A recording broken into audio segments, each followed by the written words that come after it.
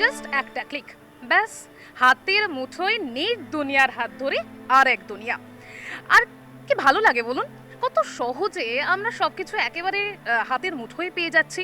কিন্তু একটা ব্যাপার কি ভেবে দেখেছেন কখনো, আমাদের আপনাদের সব কিছু, সব ইনফরমেশন ঠিক কতটা নজরবন্দি? এবং একই সাথে কোথাও গিয়ে আমাদের সব ইনফরমেশন একেবারে বাজার খোলা বাজারে পড়ে নেই তো? আমার আপনার প্রাইভেট কিছু আদেও কি আর প্রাইভেট রয়েছে? বাড়ছে সাইবার ক্রাইম, ভুগছি, শিকার হচ্ছি আমরা। কেন হচ্ছে, কি কারণ রয়েছে এর পেছনে? সবটাই কি অসতর্কতা, নাকি প্রশ্ন উঠছে গাফিলতির দিকেও? কথা শুনবো সাধারণ মানুষের, তুলে ধরবো আপনাদের সামনে, এবং একই সাথে সাইবার এক্সপার্ট কি বলছেন শুনবো।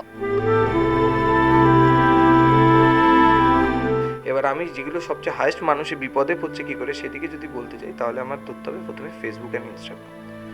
এখন মেটা যে সিকিউরিটির জন্য যে ফিচার্সটা দিচ্ছে প্রোফাইল লক, মানুষ মনে করছে আমার প্রোফাইল লক, আমার ফটো, আমার ইনফরমেশান কেউ দেখতে পাবে না যদি আমার ফ্রেন্ড না হয়। বাট কিন্তু সেই মানুষগুলো যখন বিভিন্ন রকম ট্রেনিং হচ্ছে, আমাকে 10 বছর পর কেমন দেখতে হবে, আমাকে বৃদ্ধ বয়সে কেমন দেখতে হবে, আমি যদি নায়িকাদের মতো ওনার মতো কতটা আমার মুখ মেলে, এই যে বিভিন্ন ধরনের একটা ফানি ট্রেন্ডিং, এবং মানুষ এটাতে কিন্তু প্রচণ্ডভাবে ইনভলভ হয়ে পড়ছে। প্রথম দিন যেটা দেখছি একজন 10,000 পোস্ট করেছে, পরের দিন মিলিয়ন পোস্ট পড়ে যাচ্ছে। বাট এখানে রিস্কটা কোথায়? এই পুরোটা কিন্তু একটা হ্যাশট্যাগে ফটোগুলো একটা ডেটা ব্যাংকের মতো জমা হয়, সব ফটো এক জায়গায়।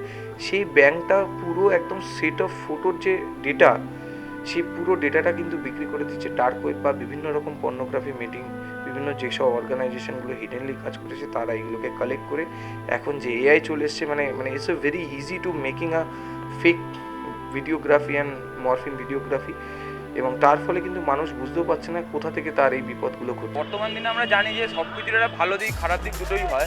সেরকম ইন্টারনেট ছাড়া বা প্রযুক্তির সঙ্গে আমরা যদি দেখি, এটারও একটা ভালো দিক আছে আর খারাপ দিক আছে। আমাদের কলেজে ফিস থেকে আরম্ভ করে স্কুলের অ্যাডমিশন পুরোটাই ইন্টারনেটে হচ্ছে, কিন্তু এবার বর্তমানে দেখা যাচ্ছে এটাকেই যেমন আগে যেমন লোকে বাড়িতে ঢুকে ছুটি করতে, এখন সেই ছুটিটা কিছু ফোনের মাধ্যমে হয়ে যাচ্ছে। কয়েকদিন আগে আমার একটা বন্ধুর মানে ওর চাকরি রিলেটেড একটা ফোন এসেছিলো, এসে বলেছিল তোমাকে একটা লিঙ্ক দেওয়া হচ্ছে, ওটাতে তুমি ফর্মটা ফিল আপ করো, ফিল আপ করার ফলে তো তোমাকে একটা ওটিপি দেওয়া হবে, ওটিপি তোমার ফর্ম ফিল আপটা হয়ে যাবে। যার ফলে এবার লিঙ্কটা দিয়ে যখন করলো, এবার দেখলো পেমেন্টটা করে দিল, আদৌ কোনো অ্যাপ্লিকেশন হলো না, কিন্তু এখন থেকে 500 টাকা বেরিয়ে গেল। এবার এটা কন্টিনিউ দেবে, ওতে একার নয় আরও। এবার তার থেকেও বড় কথা, দেখবে সেক্টর ভাবে হাজারো একটা কোম্পানি আছে। ধরুন আমি একটা জায়গায় আমার যদি নাম ফোন নাম্বার দিই, তো আমার সিভি জমা দিলাম, দেখবো তার দুদিনের মধ্যেই অন্য একটা কোনো এমবিএ কলেজ বা যেখানে আমি আদৌ ইন্টারেস্টেড নই সেখান থেকে ফোন চলে আসে। মানে আমাদের ডকুমেন্ট মানে ডেটাটা আমরা তো অন্য পারপাসে দিচ্ছি, তো লিক হয়ে যাচ্ছে সব জায়গায়। তো এটা তো কোনোরকমভাবেই ঠিক নয় না। তো সরকারের দেখা উচিত একটা প্যানেল কোনোরকমভাবে ছাত্রদের যে টেকনোলজির ওপরে আস্থা থাকে সেটা যাতে না, এটা থেকে ছেড়ে তো আমরা কোনোরকমই বেরোতে পারবো। পুরোপুরি আমরা ইন্টারনেটের মধ্যে জড়িয়ে গেছি, মানে আমাদের ডেলি পারপাসে খাওয়া দাওয়ার মতো ইন্টারনেট আমাদের পারপাসের জীবন অঙ্গ হয়ে গেছে।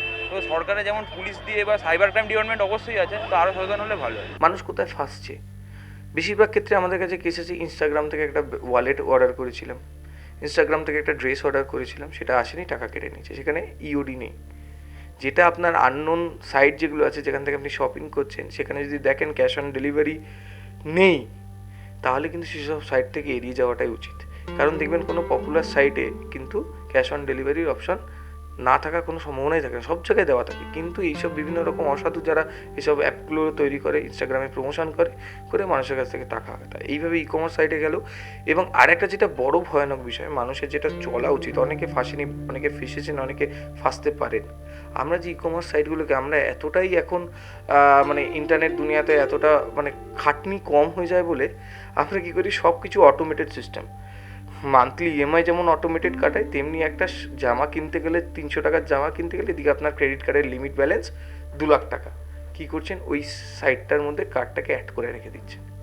যদি কখনো ওই ওয়েবসাইটটা হ্যাকড হয়, এন্টায়ার যতজনের এইসব কার্ড ডিটেলসগুলো ইনক্লুড আছে সেগুলো কিন্তু এন্টায়ার কার্ড ডিটেলস পুরোভাবে এগুলো কম্প্রোমাইজড হবে। এবং কিন্তু এটা মনে রাখতে হবে, অনেকে মনে করেন যে আমার যদি এটিএম কার্ডের ডিটেলস নেয় আমার তো ওটিপি আসবে, আমার কি যায় আসে?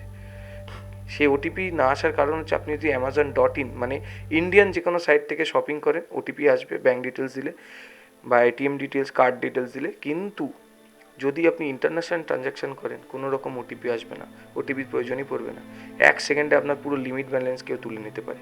সুতরাং এদিক থেকে সন্দেহ করে সবথেকে বেশি বাঁচার উপায় হচ্ছে আমি কোনো রকম ডেফিনেটলি শপিং করবো। আমাদের এখন অনলাইন শপিং করা ছাড়া অনেকের সময়ও থাকে না, করতেও পারে না। যারা করে, যেটাকে ভালোবাসে, ডেফিনেটলি করুন, এটা কোনো ভয়ের বিষয় নয়। বাট এই যে সাবধানতাটা দরকার, কার্ডটাকে অ্যাড করে রাখবো না, আনওয়ান্টেড কোনো ডিটেলস আমি সেখানে পুট করবো না। এবং যদি আননোন কোনো সাইট থেকে কেনাকাটা করি, যদি দেখি আমার সেখানে ক্যাশ অন ডেলিভারি নেই, তাহলে সেই সব সাইট থেকে এড়িয়ে যাওয়াটা আমার মনে হয় ভালো। একবার আমার ফোনে কল এসেছিল সকালবেলা, আর ঠিক ব্যাংক অফিসাররা যেরকম অফিসিয়ালি একটু রুডভাবে বলেন যে আপনার কেওয়াইসি আপডেট করা নেই, সেমভাবেই উনি একটা বিরক্তিকর মতো আওয়াজে বলেছিলেন যে আমি ব্যাংকের অফিসার বলছি, আপনার কেওয়াইসিটা আপডেট করা নেই, আপনাকে কতবার করে জানানো হবে। কিন্তু আমার তখন মনে পড়লো যে আমার তো ব্যাংকে এরকম কোনো ব্যাপার নেই, আমার সব ব্যাংকেই যেখানে যেখানে অ্যাকাউন্ট আছে সেখানে প্যান কার্ড দেওয়া আছে, কেওয়াইসি করা আছে, ইভেন আমি ট্রেডিং করি বলে আমার সব কিছু আপডেট আছে, আর সেটা বিএসসি আর এনএসসিতে জমাও আছে, যে কোনো জিনিস ব্যাকডেটেড নেই। এবার উনি আমাকে বলছেন, বলে না না এরকম ব্যাপার নেই, তোমার এ আছে, তুমি বেকার আমার সঙ্গে তর্ক করছো না, তোমাদের মতো কাস্টমারদের জন্য আমাদের ডবল খাটনি হয়। এবার এরকম বললে যে কোনো নর্মাল ব্যক্তি হচ্ছে যে ভয় পেয়ে যেতে পারে, কিন্তু আমার সেখানে সন্দেহ হয়েছিল যে আমার তো সব ব্যাংকে ঠিক আছে, সব ট্রানজ্যাকশান ঠিক হয়, কোনো ব্যাপার নেই। তো আমার যখন সন্দেহ জাগলো, আমার তখন একটা ব্যাপার হলো যে আমার 2-3টে ব্যাংকে অ্যাকাউন্ট আছে। এবার আমার তো প্রথমে উনি বলেননি যে কোন ব্যাংক থেকে ফোন করেছে, তো আমি ওনাকে জিজ্ঞেস করলাম যে আপনি কোন ব্যাংক থেকে বলছেন, তো উনি আমাকে ক্রস কোয়েশ্চেন করছে যে তোমার কোন ব্যাংকে অ্যাকাউন্ট আছে। এবার এইখানে আমি মেন ধরতে পারলাম যে উনি হচ্ছে যে ফ্রড করার জন্য কল করেছেন। এটার ব্যাপারে বেসিক্যালি গভর্নমেন্টকে সচেতন হওয়া উচিত, কারণ আমরা তো একটা যখন মেসেজ আসছে সেটা তো রকমে আসে, একটা আমাদের যাদের নাম্বার সেভ আছে বা একটা নাম্বার থেকে আসে, আর একটা অফিসিয়াল যে অ্যাকাউন্টগুলো আছে সেখান থেকে আসে। এবার অফিসিয়ালে তো একটা দেখায় WBSEDL কি ব্যাঙ্ক অফ ইন্ডিয়া কি বিএসসি এনএসসি থেকে আসছে। এবার সেরকম যদি তাদের কাছে একটা আইডি তৈরি হচ্ছে এ পাঠাচ্ছে, তাহলে তো লোককে জাস্টিফাই করা মুশকিল। এবার এরকম ব্যাপার যখন হবে, তখন তো আমরা অরিজিনাল যে সত্যিকারের ব্যাংক থেকে যখন কিছু লিঙ্ক পাঠাবে যে হ্যাঁ এখানে ক্লিক করে আপনার কোনো কেওয়াইসি বা আপডেট করুন, বা এই যে কাজটা আপনি বাড়িতে বসে করতে পারেন, সেই কাজটা তো আমরা করতে পারবো না। অনলাইনে প্রযুক্তি বাড়াচ্ছে যাতে মানুষের হচ্ছে যে এক্সট্রা করে কষ্ট করে গিয়ে কাজ না করতে হয়, বাড়ি বসে আরামসে সুবিধাজনকভাবে কাজ হয়ে যায়।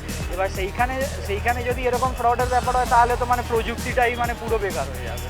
একদিন সকালবেলা মেয়েকে স্কুলে দিতে যাওয়ার সময় একটা ফোন আসে, তো আমাকে ফোনে জিজ্ঞেস করা হয় ডেবিট কার্ড নাম্বারটা বলুন। আমি ব্যাংক থেকে বলছি, আমি সঙ্গে সঙ্গে ডেবিট কার্ড নাম্বারটা বলে দিই, আমার ব্যাগেই ছিল। তো তারপর ওরা বলে যে পেছনে সিভিভি নাম্বারটা বলুন। তো সিভিভি নাম্বারটা আমার কি মনে হয়, আমি তাড়াহুড়োতে ছিলাম, আমি সিভিভি নাম্বারটা বলতে শুরু করি, দেন উনি আমার স্ট্রাইক করে যে আমি কেন বলছি, এটা তো বলার কোনো দরকার নেই। আর তখন এত ডিজিটাইজেশন হয়নি, এত অ্যাওয়ারনেসও ছিল না যে কোনটা দরকার কোনটা দরকারই নয়। তো যাই হোক, আমার কোথাও ডাউট হয়েছিল বলে আমি বলিনি সেই সময়, এবং আমি ফোনটা ডিসকানেক্ট করে দিই। তারপরে এই নাম্বার থেকে আমাকে সেভারাল টাইম আরও ফোন আসে, এবং আমি তখন তো এত ট্রু কলারের ব্যবস্থা ছিল না, ফলে বোঝা যায়নি যে এটা স্প্যাম অর আদার থিং।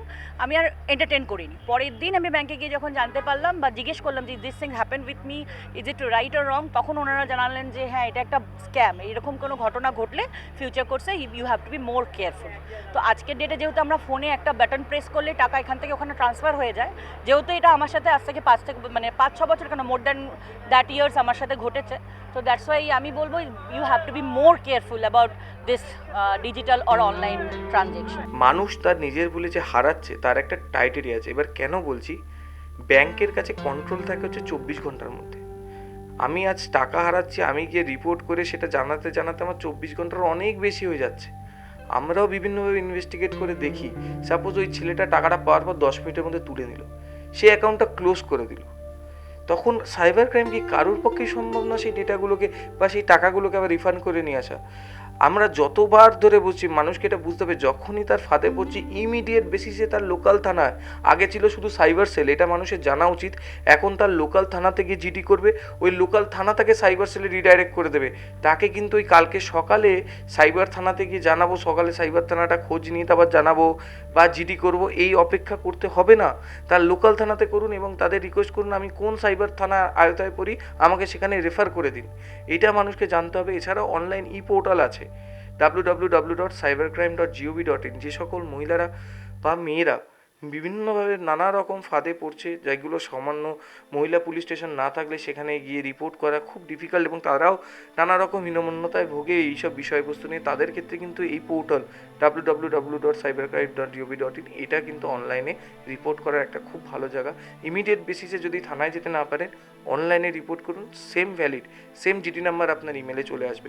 এক নম্বর হচ্ছে যে মানে এই যে অ্যান্টি সোশ্যাল যে কাজকর্মগুলো হচ্ছে, তার কারণ হচ্ছে আমাদের দেশের মানে অধিকাংশ শিক্ষিত যুবক যুবতীর কোনো প্রপার কাজ নেই, গ্যারেন্টিড কোনো লাইফ সাপোর্ট নেই, যেই কারণে আমরা কিন্তু এই ধরনের জিনিসগুলোর শিকার হচ্ছি।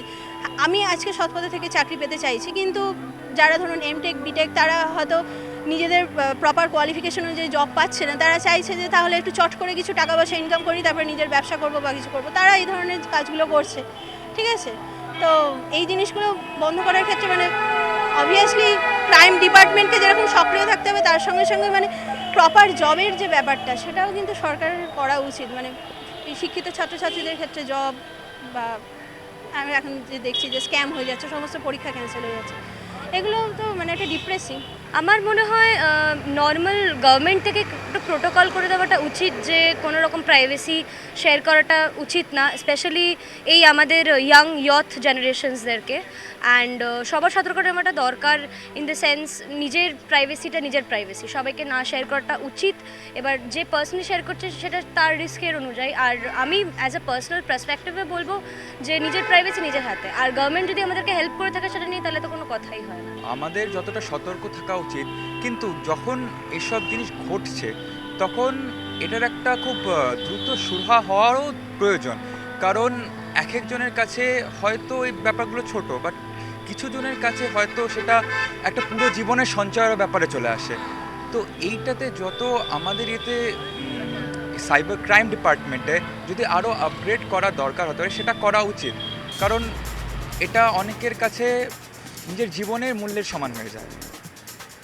সেইভাবে কিছু এটাতে আরও ভালো সফটওয়্যার বা আরও এমন কিছু সফটওয়্যার ইঞ্জিনিয়ার যারা এগুলো আরও দ্রুত ক্র্যাক করতে পারে বা কিছু সেরকম নিযুক্ত করার দরকার আছে। ইভেন বেটার সফটওয়্যার আপডেটস যেগুলো হয়তো এখন আমাদের দেশে নেই বা কিছু, সেগুলোও আরও কিছু আনার প্রয়োজন অবশ্যই আছে। আমি বলবো সোশ্যাল মিডিয়াতে বেঁচে থাকার জন্য বা এইগুলো থেকে বিপদ থেকে বাঁচার জন্য এই জায়গাগুলো থেকে এড়িয়ে চলা, আননোন মানুষকে অ্যাকসেপ্ট করা একদম বন্ধ করে দেওয়া, এবং এইসব ট্রেন্ডিং যেসব জিনিসপত্রগুলো আসছে সেগুলো থেকে নিজেকে দূরে রাখা। এই সামনে পুজো আসবে কদিন পর, সেখানে এই ধরনের শাড়ি চ্যালেঞ্জ, সেলফি চ্যালেঞ্জ এরকম আরও বাড়বে। মানুষ যতগুলোতে প্রলোভন হবে, মানুষ আরও বেশি বিপদের হাতে। কোথাও আঙুল উঠছে অসতর্কতার দিকে, কোথাও বা আবার আঙুল উঠছে গাফিলতির দিকে। এ যেন রঙিন দুনিয়ার মাঝে এক অন্ধকার দিক, যার সমাধান অনিশ্চিত। তবে সতর্ক হতে হবে আমাকে, আপনাকে, এবং সতর্ক করতে হবে গোটা দুনিয়াকে। এই কথাই কিন্তু বলছে সাধারণ মানুষ থেকে শুরু করে সাইবার এক্সপার্টরাও। ক্যামেরায় অশোকের সাথে রিয়া রিপোর্ট, এস নিউজ।